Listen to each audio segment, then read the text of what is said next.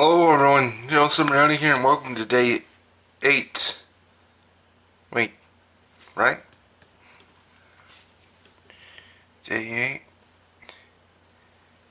Yeah, day 8 of the 12 days of Hallow's Eve.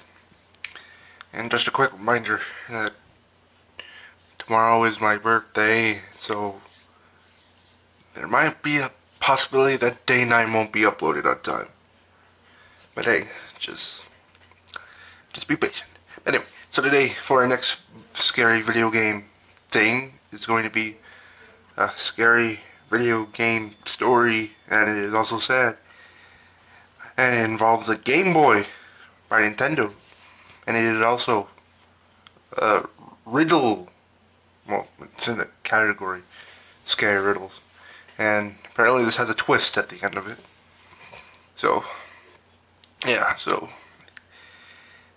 sit back, relax, and enjoy. I can still remember playing Saga 2 on the Game Boy when I was young. In America and Europe, they called it Final Fantasy Legend 2. It really was a great game, and I had so many hours of fun trying to complete it. However, something happened when I was 10 years old that caused me to stop playing it altogether. I broke my leg during a game of soccer, and it was a bad fracture, so I had to spend 3 days in the hospital. There were 3 other people in the hospital ward with me, an old man, an old woman, and a young girl around the same age as I was. I was laying there in that cold, uncomfortable hospital bed, bored out of my mind. There was absolutely nothing to do. Luckily, when my mother came to visit, she brought my Game Boy to keep me entertained. The young girl in the bed next to mine was very pale and sickly. She had dark circles under her eyes. That evening, her mother came to visit as well. She brought some drinks and snacks for the girl. I overheard her talking to one of the nurses, and from what I could make out, the doctors couldn't figure out what was wrong with the girl. She had some type of mystery illness, and they were doing tests. Or still doing tests. Sorry. I spent most of my time playing Final Fantasy on my Game Boy. At one point, I glanced up and noticed the girl staring at me. Her eyes were very sad when she saw me looking at her. Her cheeks went red. "Do you want to play?" I asked, holding up my Game Boy. "You can borrow it if you like." The girl's eyes lit up and she smiled. "Okay, I'd like that," she said. "By the way, my name is Ryota," I said. "I'm Sayaka," she replied. So, Ryota's the boy who has soccer, and Sayaka is the sick girl right next to him. I couldn't get out of bed, but I managed to toss the Game Boy over to her. She didn't understand the game, so I had to teach her how to play. Over the next couple of days, we became very friendly. The time flew by as we spoke about school, our movies we both liked, and our favorite bands. Before I knew it, the time had come for me to go home. My parents arrived and helped me into a wheelchair as we were leaving. I noticed that Sayaka was crying. "Don't be sad," I said. "As soon as I'm able to walk again, I'll come visit you." Her face seemed to brighten up. "You promise?" she asked.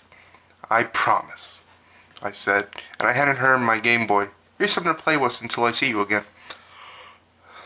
A week later, I was on crutches and decided to go back to the hospital to visit Sayaka. My parents drove me to the hospital, but when I got to the ward, there was no sign of her. The old man and old woman were still there, but Sayaka's bed was empty. Her name wasn't even on the door. Maybe she's been discharged already, I thought. I went to the nurse's desk and asked them what had happened to Sayaka. "I'm sorry. Sayaka is gone," said the nurse. "Gone where?" I asked. The nurse had tears in her eyes. "She's gone to another place." I may have been young, but I wasn't stupid. I knew what she really meant. She didn't need to sugarcoat it for me. I was stunned. Sayaka was dead. I just stood there, bouncing on my crutches, unable to move. "She wanted you to have this," said the nurse. She held out my Game Boy, and I took it, not uttering a word. Then, with my heart full of sadness, I turned and hobbled off down the corridor. That night, I didn't feel like eating anything. I'm sorry for me stuttering. I just lay in my bedroom with the lights off, thinking about Sayaka. My heart was aching. After a while, I turned on my Game Boy, but I was too sad to play it. The game reminded me too much of her. And I opened the saved game and realized that the names of the players had been changed. X, help, M, Y, mom, is, poison, ing, mex. So, I'm gonna help you solve it. But I'm actually gonna close the video out by showing you the picture, and I'll let you solve it on your own. Alright, so hope you guys enjoyed this video, and if you want, you can go ahead and have your fingers crossed for day 9 to come on time tomorrow, even though tomorrow's my birthday. And yeah. Alright, so here's the picture.